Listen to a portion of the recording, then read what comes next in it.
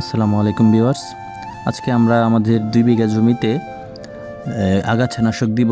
তো কিছুদিন আগে আমাদের এই জমিগুলা লাগানো হয়েছে, আমরা প্রায় 5 থেকে 6 দিন হয়েছে। এখন আমরা আগাছানাশক দিব। তো আগাছানাশক দেওয়ার আগে আমরা জাম্বুরার ভর্তা খেয়ে নিচ্ছিলাম, ভাবলাম যে রোদ্রে যাওয়ার আগে জাম্বুরার ভর্তা খেয়ে নিই।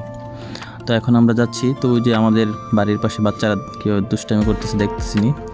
আমরা এখন যাব আমাদের এই 2 বিঘা জমিতে আগাছানাশক দেওয়ার জন্য। তো যাওয়ার পথে এই বটগাছটা পড়ে, বটগাছটা অনেক পুরনো, প্রায় 1000 বছর পুরনো আমাদের এই বটগাছ। এই বটগাছের অনেক কাহিনী আমাদের দাদা দাদুদের কাছ থেকে অনেক শুনেছি। তো এই হচ্ছে আমাদের জমি। তো আমাদের জমিতে আজকে আগাছানাশক ব্যবহার করব। তো প্রথমে আমরা সারের সাথে 5 কেজি সারের সাথে 1 বিঘা জমির জন্য 100 গ্রাম ক্রস আউট কীটনাশক আগাছানাশক, যেগুলো আপনার বেবিলিয়ন কোম্পানির, এগুলো আমরা মিশিয়ে নিব। 1 বিঘা জমিতে প্রায় 5 কেজি সারের মতো আমরা নিয়েছি। 5 কেজি সারের সাথে 100 গ্রাম ক্রস আউট মিক্স করার পরে তখন আমরা সারা জমিতে ছিটিয়ে দিব আর কি। তো সেজন্য আমরা মিশিয়ে নিলাম, জমিতে ছিটিয়ে দিব। তো আমি যদিও নতুন, আমার এই বিষয়ে তেমন একটা অভিজ্ঞতা নেই, এরপর আমি সর্বোচ্চ চেষ্টা করতেছি কীভাবে ভালোভাবে দেওয়া যায়। আমার মানে একটু আস্তে আস্তে দিচ্ছি, কারণ হচ্ছে আমার তো এই বিষয়ে তেমন একটা অভিজ্ঞতা নেই। সেই হিসাবে আমি একটু আস্তে আস্তে চারপাশ দেখে দেখে দেওয়ার চেষ্টা করতেছি। তো আপনারা যারাই দেন না কেন খেয়াল রাখবেন যাতে ভালোভাবে চারপাশে ছড়িয়ে ছিটিয়ে পড়ে।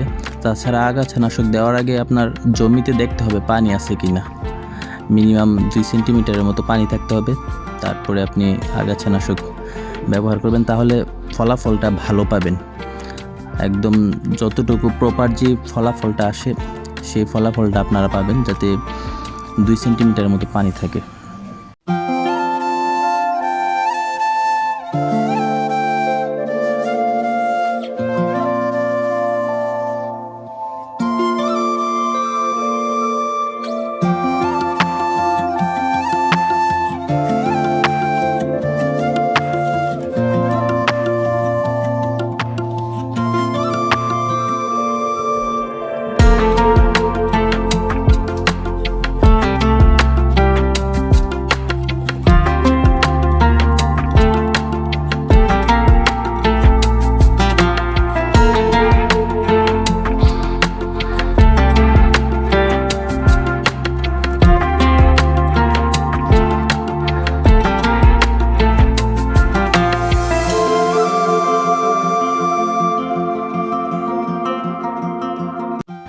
তো কীটনাশক দেওয়া শেষ, এখন আমরা বাড়িতে চলে যাব।